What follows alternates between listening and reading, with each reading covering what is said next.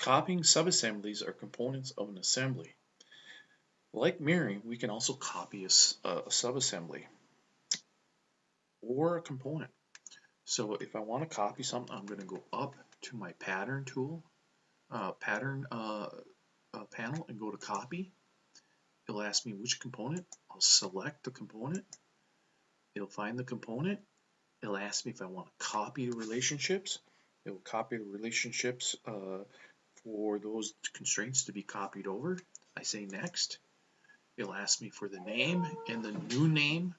It'll have the source path and what its status of the file, and then I can say OK, and it places it at the end of my cursor.